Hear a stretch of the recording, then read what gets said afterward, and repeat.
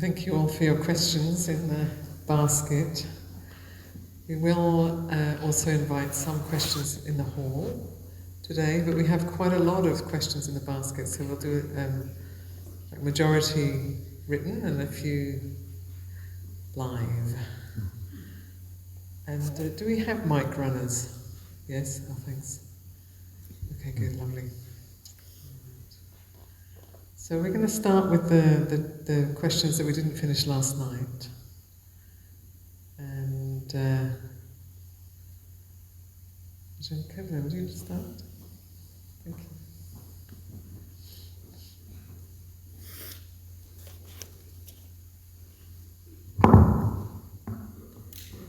So could you please talk about illusion versus delusion?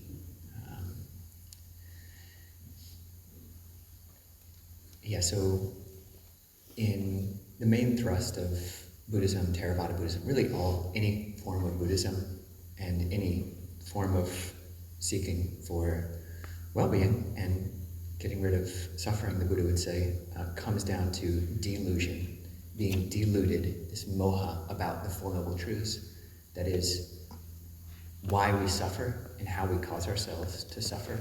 So that's delusion. And illusion, there are these, I've got a number of different words for illusion, but we can just be mistaken about certain things. We can misperceive something. So that's a form of illusion. We can just be mistaken about something. That's some level of illusion.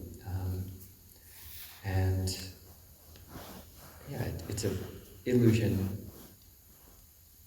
is broader, and it's a bit sort of an academic distinction on one level. But what we can deal with most palpably, tangibly in the present moment is this delusion. To what extent am I deluded about my own suffering and the source of my suffering? Is it somebody else? Is somebody else causing me to suffer? Looking into that. I don't know if you want to respond to that. Okay, thank you.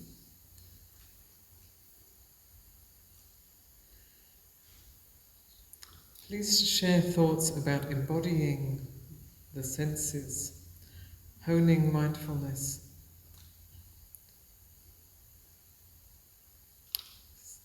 Please share thoughts about embodying the senses, honing mindfulness of what I sense, both internal and in my environment outside. Me without craving or aversion, sight, hearing, touch, taste and smell. Yes, so this is a really interesting thing. Me without craving or aversion. So this is, I'm going to start there because there's kind of quite a lot in that question actually, but I'm going to start at that point. So this is one of the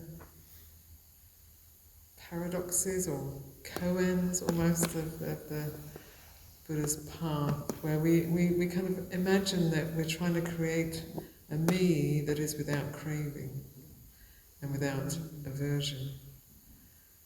But I think what the Buddha is pointing to is when there is no craving and there's no aversion, there is no self. And that the very creation of the sense of self is related to craving. So I actually gave this teaching online at the interview with Ajahn Kovilo and Ajahn Nisabo.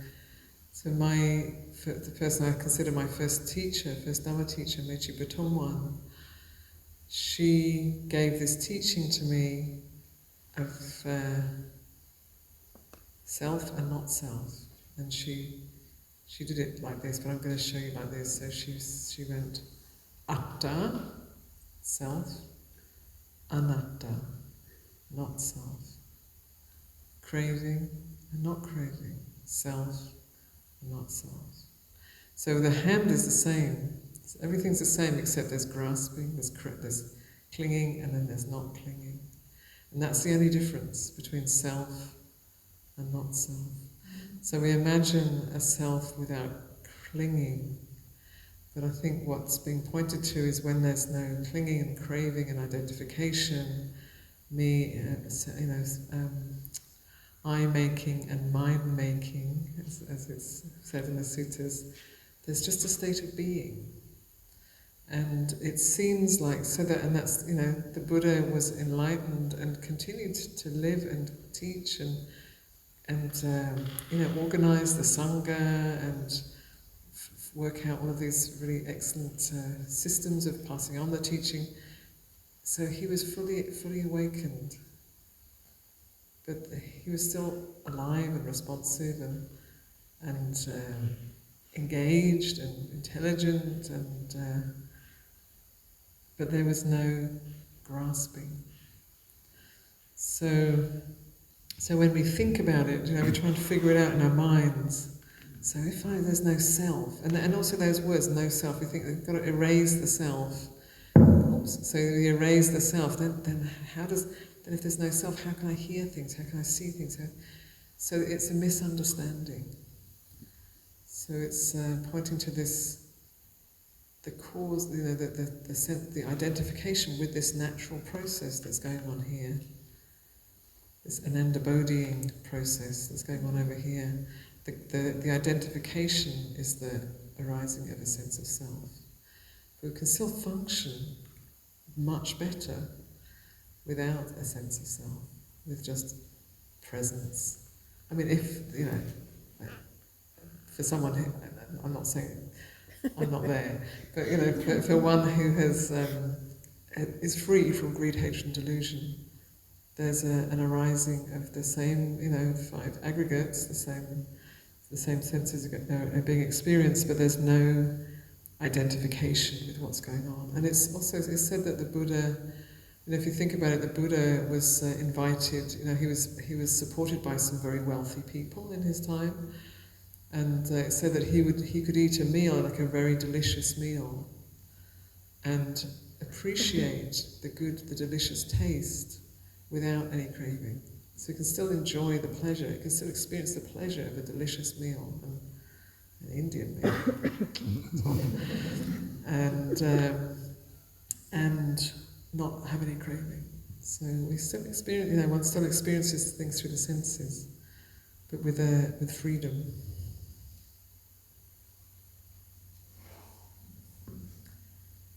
Can we go to a live question? Nice. All right. If there's anybody who has a live question, so it doesn't feel too much like having a conversation with a piece of paper. Thank you.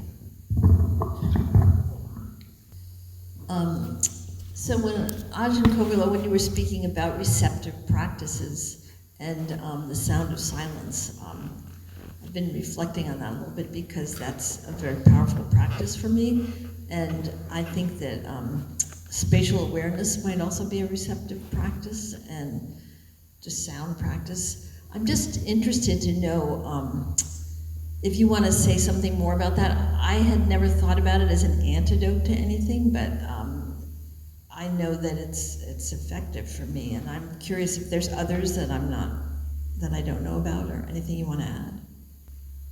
Yeah, actually, Aya and I were talking about that just over tea, and a number of these practices. Last night we mentioned the sound of silence, the perception of light, the perception of space, as being these receptive practices that really just can coalesce and come together so seamlessly without any kind of problem. And for me, they're very good antidotes for delusion. It's really easy to, on some level, once you've been on the path and you start realizing that anger and all the shades of anger, all the spices of anger and craving and all the spiciness of craving, you get, you get a sense of what those taste like, and you can apply the antidote, not looking at things in certain ways and looking at other things in different ways. But when we're just like is a great Thai word, which is blah blah, blah blah. And you can probably guess accurately the meaning of it. Yeah, it's just blurry. Everything is just totally, you're kind of spaced out. It's like the couch potato mind. And yeah, in a moment when there's the couch potato mind, oh, there's actually also the sound of silence. And that's fascinating. And you're bringing awareness, intention, you're practicing intention when you do that. And yeah, it is a receiving. And for me, there is this resonance with this. It's a phrase which you find in different philosophers have used it, different Christian mystics have used it, but the idea of a circle whose center is everywhere and whose circumference is nowhere, or a sphere whose center is everywhere but whose surface is nowhere. And it's kind of fascinating because the sound of silence, like, where is the center? Where is the center? I mean, where is the center of the sound of silence? And if you don't know what we're talking about, that's totally fine, because it might sound like totally spooky and weird. But yeah, for some people, for whatever reason, and I've never heard a satisfactory reason for the physiology of what that might be that's causing this kind of, can be a high-pitched ringing or a low-pitched ringing, but just this sound which one can tune into just beneath the auditory landscape, as Ajahn Nispo says. And yeah, you can tune into it any time, and it's not like I can crank up the volume. I can't make it louder than it is. I can't shift the frequency, make it do like a little jingle or something. It's just, it is what it is, and I just receive it. And it's such a good analogy for so much of practice. So much of practice is working with karma, doing what we can do to the extent that we can do it. But so much of wisdom, so much of human experience is the truth of not self as well. Like, we can't control everything. So figuring out how to control and not control in skillful ways. I don't know if that totally answered your... I'd love to hear your thoughts, Aya. I know you've been practicing with those for a while, a long time. No, I think, yeah, I'll leave you with that. Yeah.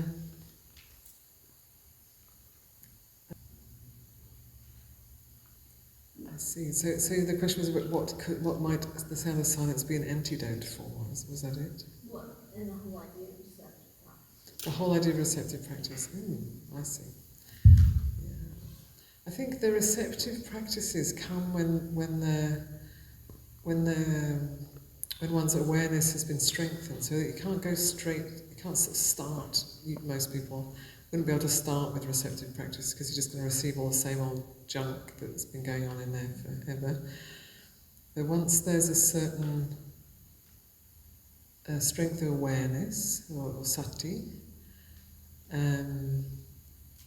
so that there needs to be quite a lot of doing often in the beginning of the practice to train the mind to stay with an object, and then and then you stay with the breath, but then actually what you're experiencing is all kinds of stuff that the mind is bringing up, and then there can be quite a lot of clearing out that needs to be done, and so there's quite a lot of doing in the early stages of the practice, and that's necessary.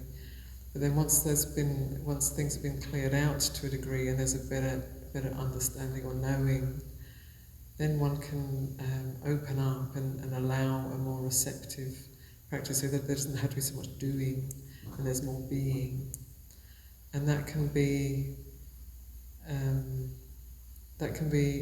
shift can happen in a meditation. So it can go from, say like with metta, for example, practicing in the radiant style. So if you're practicing that radiant style of, you might start off like thinking of someone that brings up the quality of metta, and then you're generating that quality, putting energy into it, there's intention, there's a certain doing to it. And then at some point it's just got its own energy, and then you just relax and allow it to be, and then you're not having to do anything. You're just it is kind of receptive, except that receptive gives the idea of there's something that's receiving it, but it's just being experienced really in consciousness. And then there's no need to keep on working at it and trying and maintaining it. There's just this like abiding. So that's one way. And the sound of silence is a way that again in the beginning you have to pay attention and listen and stay with it, and then at some point it's just there. And so you can allow your mind to open to it rather than try and do something or try and get something or try and cultivate something. And there's times for all of those things, and then there's also times when there's enough strength of awareness where you can just rest into the experience. And then it's up to each of us to know when that is, sometimes we can't yet, so it's okay, maybe there's more things that need to be cleared out or cultivated or whatever. And then at some point,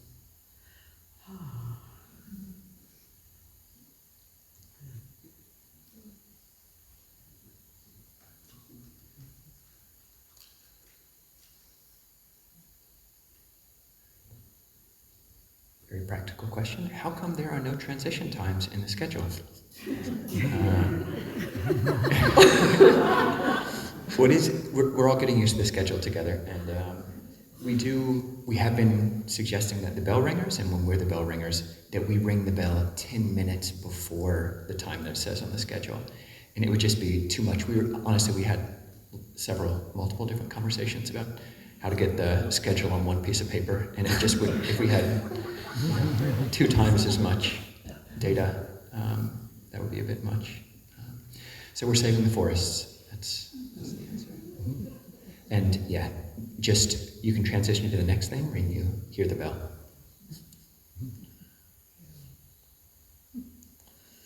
So, irritability and sense desire are strong patterns in my life. This I'm quoting.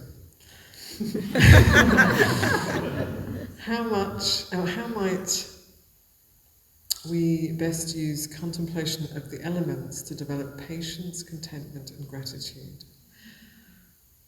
So, first of all, just lovely that there's that orientation and clarity that cultivating patience, contentment, and gratitude is something that somebody who has a lot of irritability and sense desire wants to do. That's already awesome.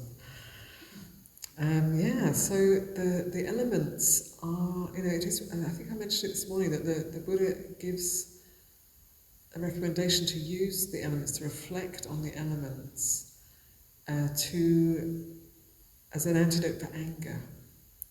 So irritability is sort of a small version of anger. It's not out and out anger yet, but it's kind of getting there. And contemplating the elements. So there's different ways I would suggest. So there's the way that the Buddha speaks about, which is, you reflect on the elements in your body, and you reflect on the elements it's actually with another person, in the body of this other person, and you just bring it down to that basic, 4 elements here, 4 elements there. What is there to get excited about, really? It's all kind of the same. So it cools it out. It cools out the irritability or the excitement. It's just earth, water, fire, air. Here, there, same. So it's a way of, it cools things out. And with irritability, also irritability is like fire and air element, it's agitation. So earth element can be really helpful to calm that. Water element may also be useful. Water element, I didn't mention it earlier, but in my world, water element also carries the quality of, so it's cohesion, but also love or compassion. For me, that the water element sort of works with compassion and love. So it might be that you can bring up a sense of water element that just flows and soothes and eases all of those troubles.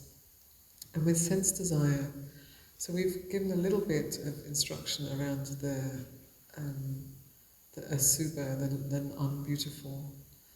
And so it's not exactly elements, but just to think of, maybe the elements maybe not so, maybe they're a little bit too abstract for sense desire.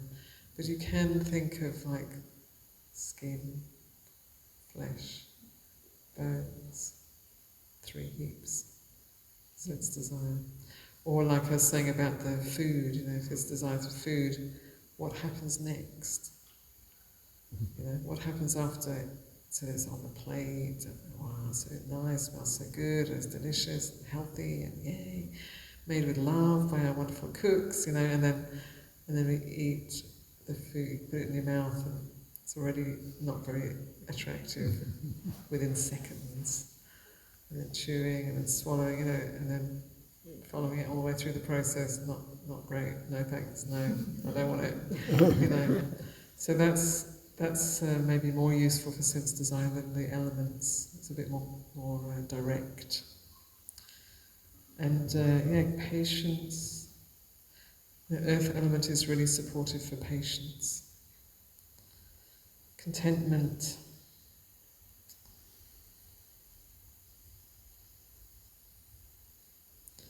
I mean, I'm not sure how useful the elements are for that, but just reflecting on what is here, what is supporting, what is already received. And gratitude is not either particularly related to the elements, but gratitude, even just the thought of gratitude, even knowing that there's a possibility of gratitude, what can I be grateful for? There's always something. There's always something to be grateful for, even in really difficult times. One thing about patience, we had a great conversation in one of our small groups today.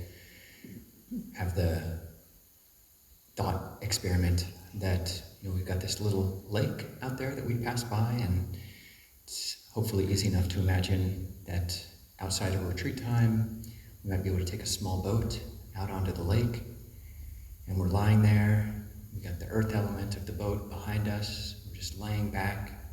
The water underneath the boat. We got the air, fresh air coming through. We have the fire element of the sun, and we're just loving it. Just laying back in this boat. This is great. This is so good. And then, bam! You get up, and you could tell what the sound was another boat hitting you from the side. And the first thought is, I'm gonna kill him, whoever it was. And then you get up from your totally comfortable elemental exercise, and you look at the other boat, and there's no one there. It was just a boat that was set adrift. And that's a great metaphor for a lot of the problems. We impute a person into so many things which are just elements doing their thing, internal, external, just psychologies working themselves out. And Karen had a great update to that. It was like, what if there was a person in the other canoe, the other boat, but they just had a cardiac arrest. They had just had a heart attack, and you're all like aggro and super angry at this person. Or we had another version of it where it's like a guy taking his wife to, she's pregnant, she's got to go to the emergency room, and she's got to take the canoe across that little lake. So all these reasons to be patient with the elements.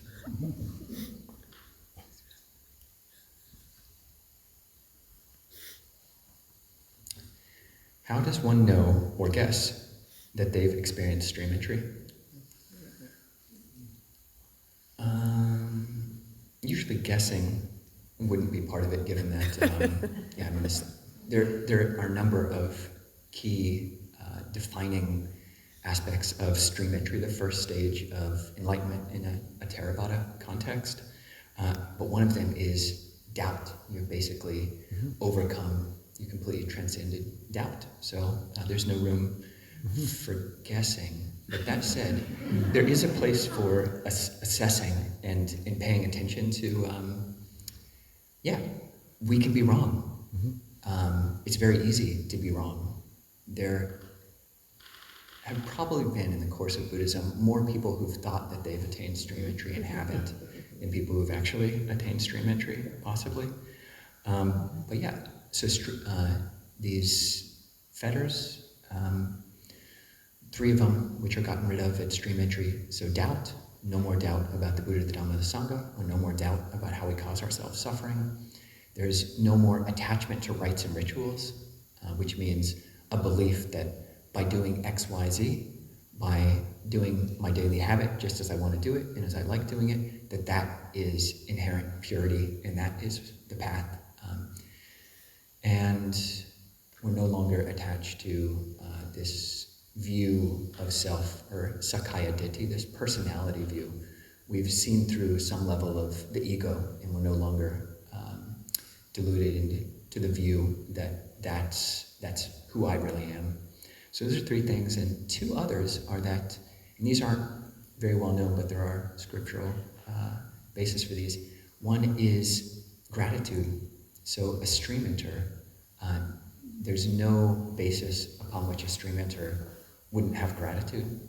So look for that. If you're feeling ungrateful, then sorry, might not be a stream enter. And then you mentioned one that I'd forgotten. So I think there are two more. So one is that a stream entry, once one has realized stream entry, a person can still break one of the 5 precepts, but they can't conceal it. So it could still happen that an old habit to do something unskillful might arise, but then immediately they'd want to clear that, tell somebody, sort it out. So really, so the 5 precepts would be a basis of ethics for a stream entry. And there's one more. Yes, that's right. So it's the Buddha's, he puts it like this, that for one who's entered the stream, I think they dwell in public and in private with a heart of generosity, and that there is no the stain of stinginess is no longer on their hands. So there's no stinginess, there's just this sense, because there's a greater understanding of our inter-being, I would say that's probably why. So there's not this like me and mine. Yeah.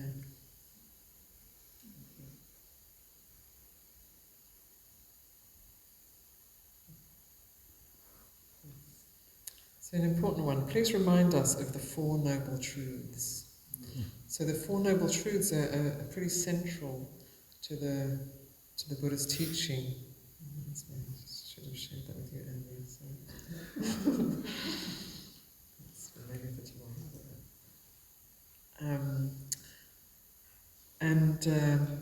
So the first noble truth is there is dukkha. So dukkha can be translated is often translated as suffering, but it's much more nuanced than that. So it can be even just a subtle kind of like, I wish things were other than how they are, or it can be out and out suffering and pretty much everything in between. And so the first noble truth is there is dukkha. The second noble truth is there is a cause. The third noble truth is there is cessation, so dukkha ends. And the fourth noble truth is there is a path that leads to the ending of dukkha. And let's see if I can remember all of these. So for the first noble truth, there is dukkha. Dukkha should be understood. And dukkha has been understood. So it's a turning toward dukkha. It's the opposite to what we think we should be doing, When things are difficult, we want to move away from that. And that is part of this endless movement of samsara. Moving towards what we like, moving away from what we don't like, is endless. So the 4 Noble Truths is pointing in a different direction. Move towards, get interested, be curious about that thing that's difficult. And then understand what's the cause of that. And the cause is basically craving and identification. So the sense of self, like grasping, identifying, and that wanting, that's the cause of suffering. So when we trace, and it's not to be believed, so the 4 Noble Truths are not to be believed, but they're to be explored and understood for oneself. So it doesn't help for me to say that and then you say, okay, I believe that, the Buddha said it. You have to know it, you have to explore it for yourself. So the cause of suffering should be understood. Abandoned, yes, of course. Thank you. The cause of suffering should be abandoned, and the cause of suffering of dukkha has been abandoned. And then there is the cessation of dukkha, and the cessation of dukkha should be realized, and the cessation of dukkha has been realized. So they all have these three aspects. And there is the path leading to the cessation or the ending of dukkha. That's the Noble Eightfold Path. And the Noble Path should be cultivated, and it has been. The Eightfold Path has been developed and cultivated. So those are the Four Noble Truths each with their three aspects. So it's pointing to this radical difference in meeting our experience rather than the natural, habitual way of moving towards what we like and away from what we don't like. It's saying, okay, there's a dissonance, there's a difficulty, there's a discomfort. Where does that come from? What's the root of that? And it's not, oh, it's that person out there. It's like, and I think I mentioned that when I first came to the US, somebody taught me this, which I think is so cool. You know, when you're pointing, when you're blaming somebody else, it's them. As if they would just be different. You're pointing at that other person. There's one finger pointing at them, and there are three fingers pointing back at you. Yeah. So yeah, maybe a little bit is their fault, but most of it is going on here. So the First Noble Truth is pointing those three fingers, pointing back in this direction. So, and then once we find, when you can trace it back, where did that begin? It generally you'll find it's to do with wanting and not wanting and identification. But you have to find out for yourself.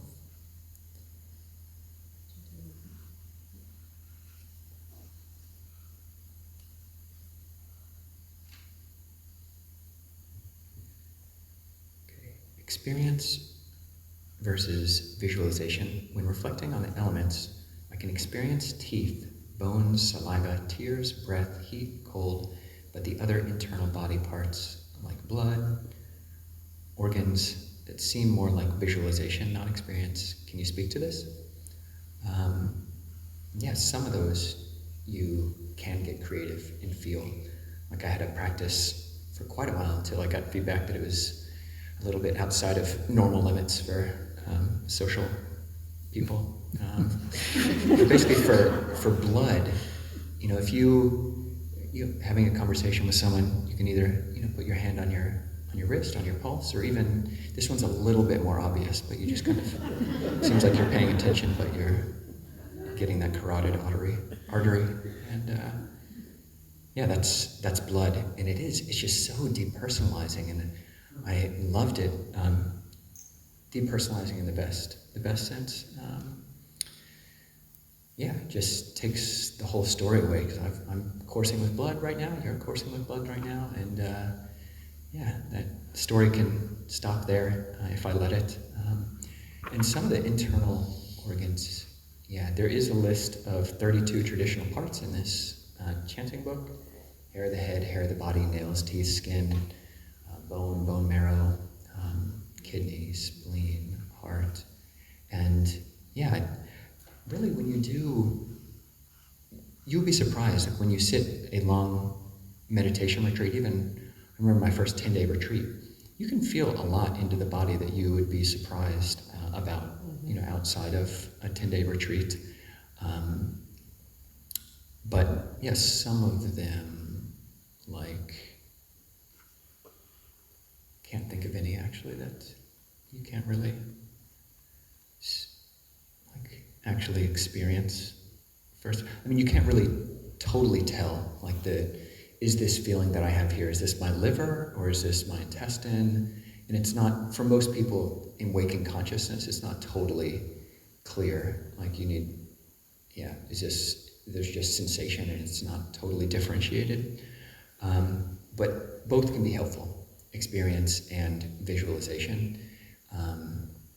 Just imagining these things can be helpful because they are more or less, if you look in an anatomy book, more or less that's what's underneath all of the skin here. And in the context, which you don't get in the chanting book, is that it is in the Satipatthana Sutta. It's in a number of places, but in that discourse on mindfulness of the body, Buddha says, he gives this list of 32 parts and suggests reflecting on them, just as we reflect on the elements, shifting the story from narrative me, narrative you, to just these 4 things. We can do just these 32 parts, but he says just the simile he gives is of a 2-mouthed bag. So basically a bag, a burlap sack, with a hole at the top and a hole at the bottom, and the hole at the bottom has been closed, zippered closed, or just tied shut. And you've got all these different kinds of beans, and hill rice, and paddy rice, and mung beans, and garbanzo beans, and just all these dry beans, and it's not gross. Like the Buddha wasn't trying to say we're all nasty and oozy all the time. It's just, yeah, this is hill rice, and this is paddy rice, and this is mung bean, and this is garbanzo bean, and yeah, I'd love. Do you have any thoughts on this experience versus visualization? I mean, the only thing I would add is I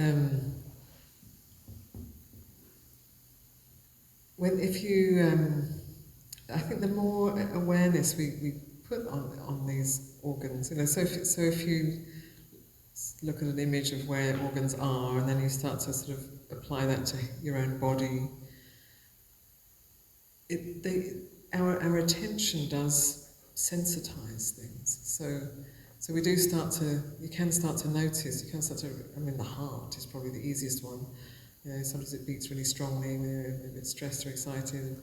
So you might be able to notice the heart first, and then the lungs a bit. You can maybe have some sense. And you can start to notice the liver. As you pay attention to those organs, they get a little bit more sensitized, and then you can also tell a little bit, like, oh yeah, there's something a bit off with my liver or my spleen or whatever, because it gets more sensitive. So it can start off as a sort of a bit of an imagination, but over time it starts to be more actual. You're actually sensing the internal organs. Yeah.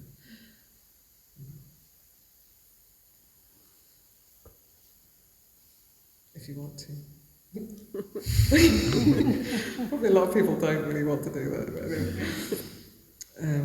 I think monastics, we're quite into the whole, many of us, into the Asubha practices. I really enjoyed that. I was right into those practices for years.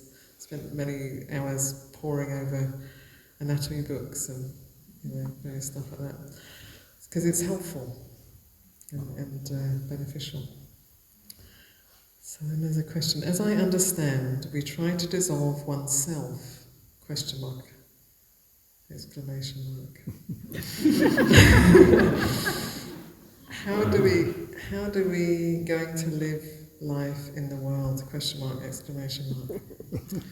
Yeah, so this is sort of similar to what I was speaking about earlier, and it seems like, it's our thinking mind thinks, well, because I need a self. How am I ever going to function without a self? Of course I need a self. And it's a sort of it's maybe the English language, the English translation of these Pali words, and also the way we think. The conceptual frameworks are a little different these days than they were in the Buddha's time. So it's not that we become a sort of blank. We don't erase ourselves. We're not trying to dissolve ourselves. There's no wish to dissolve anything in that way, but it's more that we recognize what is arising, what is the cause of what is arising, what happens, what would be the result of acting on what is arising. Is it something that's going to be benefiting oneself or others, or is it something that's going to be harming oneself or others? So we're more knowing the karmic tendencies of us. We understand the karmic tendencies and how we want to guide it or not guide it. And I think the best way I can address this is speaking about this monk who I often mention, Venerable Mahagosananda, who was a Cambodian monk who I met 3 times, and each time was life-changing for me in different ways. And I don't know where he was on that trajectory of enlightenment, but he was either the third stage or the fourth stage, the last stage of awakening. He was definitely, there was not a trace of greed or aversion in him, not a trace. And there was many reasons why he would have had justification for those things, but they weren't in him. And he had quite a strong character in a way, so the character's still there. And you find that also in the suttas, the arahants, the enlightened beings, have pretty strong characters, and they're quite different. And he was bright and playful, and a bit mischievous, and very intelligent. I mean, that's just, he came in with the intelligence, and responsive. So what's different is, for most of us who haven't cleared things out to that degree, sometimes we respond out of compassion and wisdom, and sometimes we respond out of greed and out of confusion and out of aversion. And so when the citta or the consciousness is cleared, when those things are no longer there's no root left of greed, hatred and delusion, then what arises is compassion. It's like there's a compassionate response and a wise response. And it can be a playful response, and it can be a serious response. So there's still a responding to life, and there's still a character. Because just as there's a body, there's also a character that's just sort of how we are. We have to arise somehow, and we arise through these bodies and characters. But what motivates that person is not. It's not selfish in any way. There's no orientation to get anything or become anything or get rid of anything, but there's a loving, generous, kind, wise, playful response. So I think that's the best way I can describe it.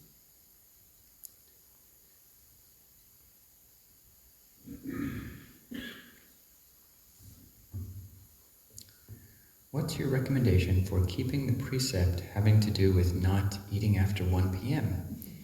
History of food scarcity and a big appetite. Say they're asking for a friend.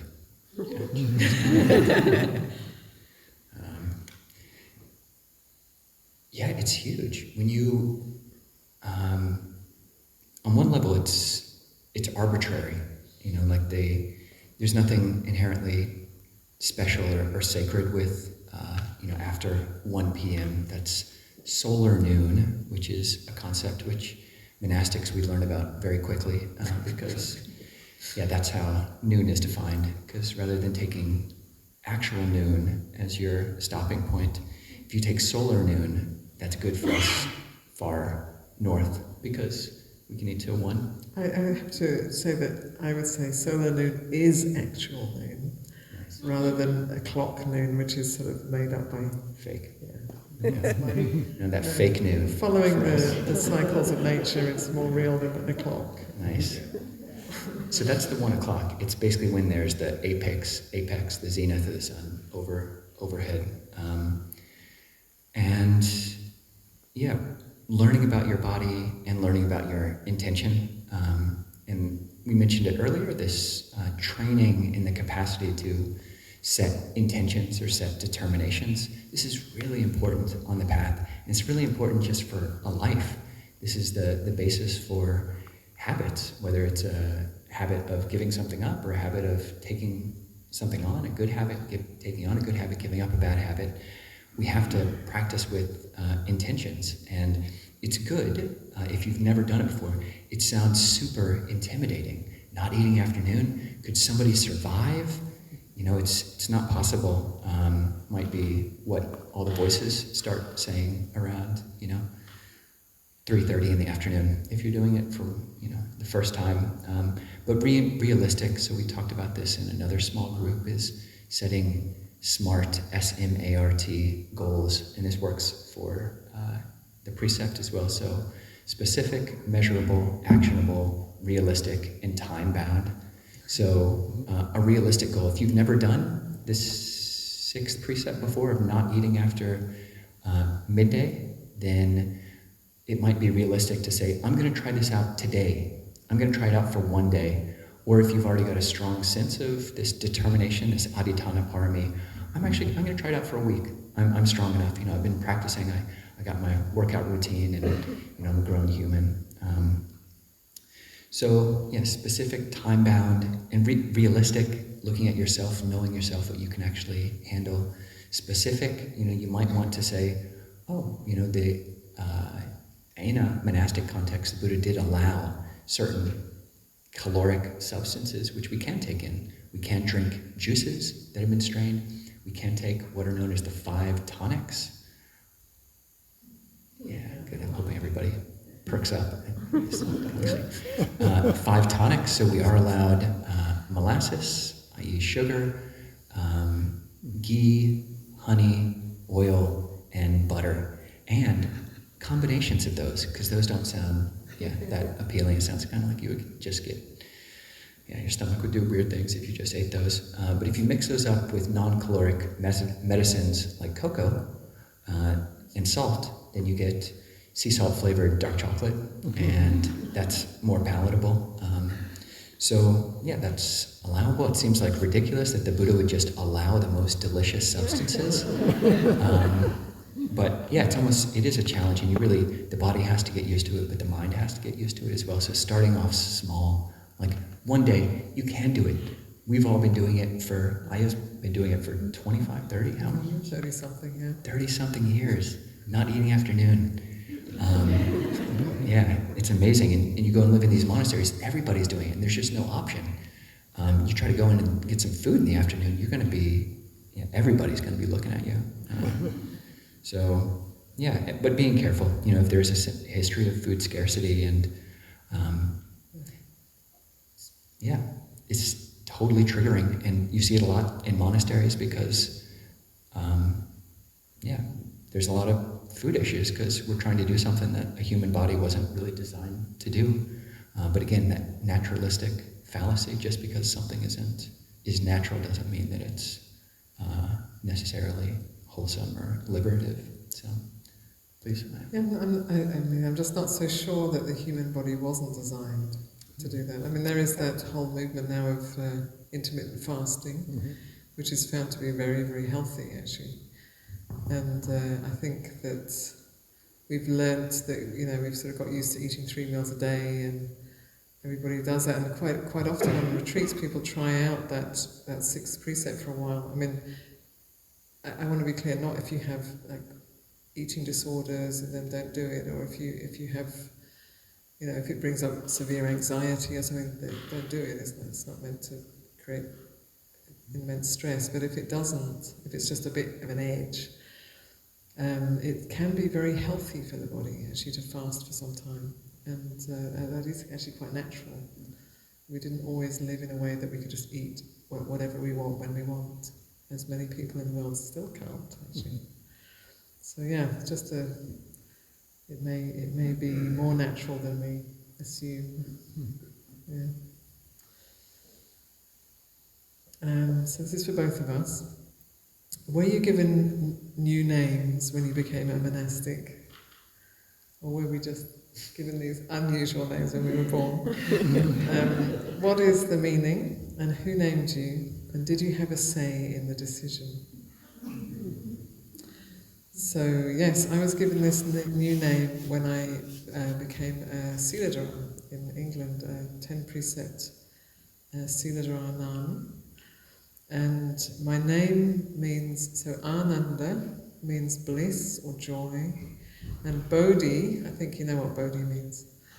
Bodhi is awake or awakenness. So my name means the bliss of awakening.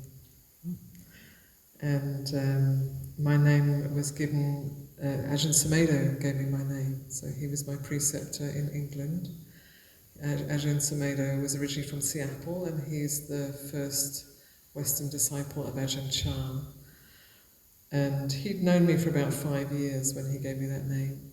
And I liked to think that he knew that that it was a sort of a,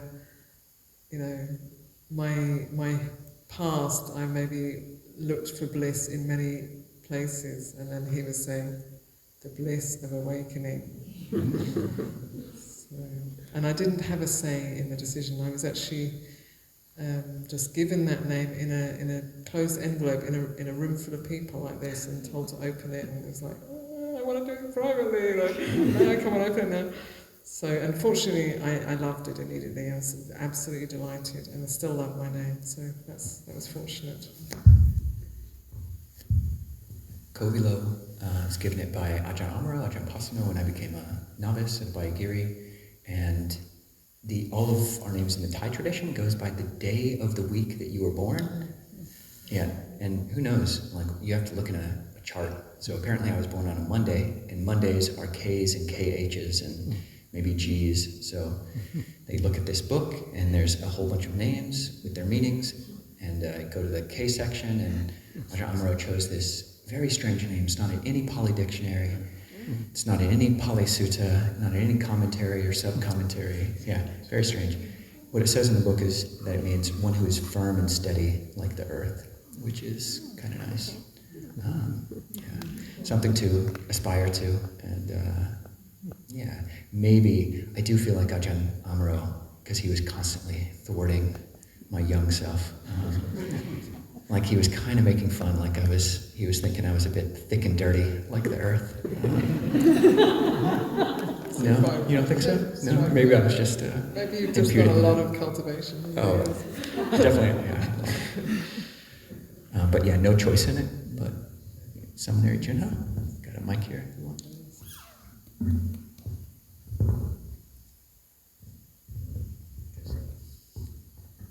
All right. Similarly, I was given my name by Ayananda Bodhi. I had very little, I'd say no input.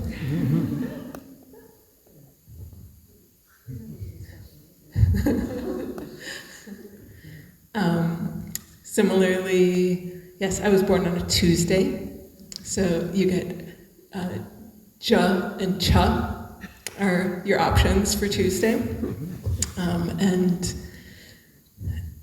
The name I was given was Jinha Vara. So Jinha is moonlight, and Vara is excellent or blessed, so excellent moonlight.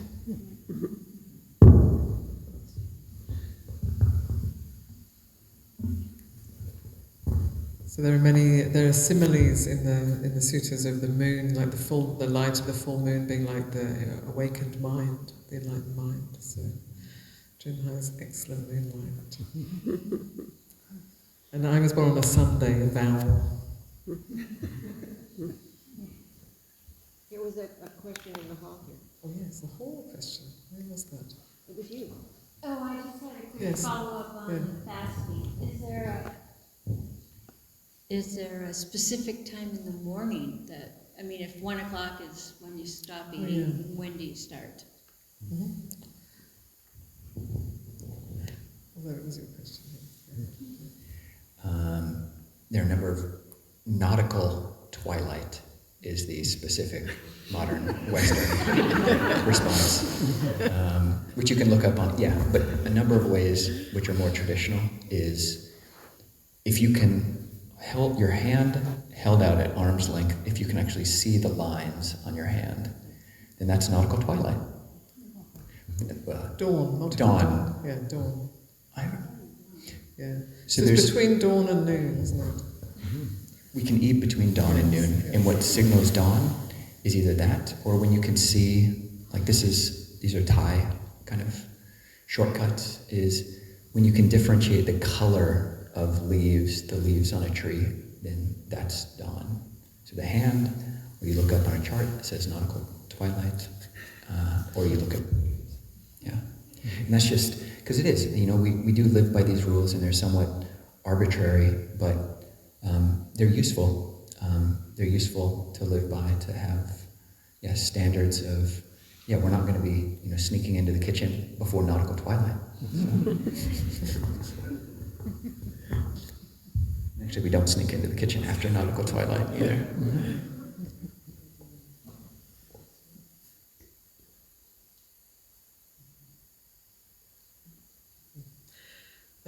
Can you please discuss what Aya A said this morning? Oh, yeah.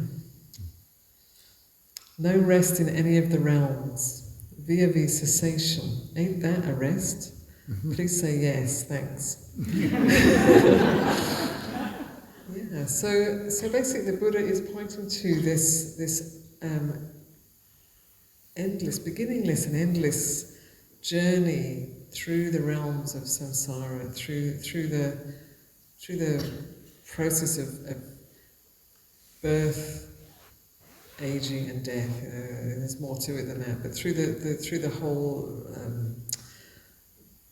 line of dependent origination, and sort of the movement towards the reaching out, the grasping, the becoming, the birth, the aging, the death, and so on. So he's pointing to how beings keep on going around and around and around, seeking something. So we come into this birth seeking something. Oh, there's something here for me. And then we have to go through all of this, like diapers and peers at school, bullying or whatever, and all the stuff that we have to go through in life. Some of it's good, some of it's really difficult, depending. And then this body is constantly changing. It goes through puberty, it's always totally confusing, and then for a little while it's like really great, and then it starts to get older, and then things start to kind of not look so great, and then it starts to hurt more, and then it gets older, and then we look in the mirror and like, who is that? And eventually we have to leave this body and let it go, and then if the mind hasn't let go, if the mind is still seeking something or trying to get away from something, then when it leaves this body, it will seek the next. So that could be, in Buddhist cosmology, that could be anywhere in the realms, depending on our karmic tendencies. So I think in the Hindu tradition, there's a sort of trajectory. You start low down and you gradually make your way up to higher and higher realms. But within the Hindu system, I don't think there's a way out of the realms. You just get up into the Brahma realm, and that's the top. And in the Buddhist cosmology, the Brahma realm is still in the realm of samsara. There's still a beginning, a middle, and an end to that. And where we end up in those realms, you can go from a human realm into a deva realm, or into an animal realm, or a hell realm, or so it's like we just sort of tumble around these realms. And then cessation is when we stop seeking something out there, something else. So cessation is when we let go. I mean, this is maybe coarse-ish language for the subtlety of cessation, but when we let go of that constant movement towards what we like and away from what we don't like, and there's just stilling. So that can happen in the human realm. It can happen in, I believe it's only one of the heavenly realms. I might be wrong about that. But certainly in one of them, it can happen. But most of those realms, it's hard to access the level of letting go, because there's either too much suffering or there's too much pleasure. And in the human realm, we have this combination of the two. We can't really have one without the other. And we have this ability to reflect. And we have, thanks to the Buddha, we have the Dhamma, we have the teaching, we have a path. And we have opportunity to practice, and we have community. We have all of the awesome conditions, actually, right now, to move towards and realize that cessation, So with cessation, if cessation is meaning, it's one of it's one of the ways of speaking about nibbana or nirvana, letting go, the profound letting go, or the unbinding. So with that level of cessation, ultimate cessation, then there's an end to that cycle through the realms. So yes. So meanwhile, samsara, it's maybe that gets a bit complicated, but so as long as we're still roaming in samsara, looking for something, trying to get away from something, then on we go. And then those Four Noble Truths that I spoke about earlier, they are a key element to stopping that endless roaming. So with the Four Noble Truths, we're no longer trying to get away from what is uncomfortable, trying to get what's comfortable, but we're stopping and we're turning towards, and we're looking at, we're understanding, and we're transforming our life. So the Noble Eightfold Path is a whole life path. We're transforming everything in our life, gradually or suddenly sometimes, to align with the path, and then with the path and with the practice and with ethics and with good friends and with opportunities for practice, there is a possibility of that realization of cessation, of nibbana. And with that realization of nibbana, one is free, no longer going around in the realms of samsara. Should we call it there at cessation?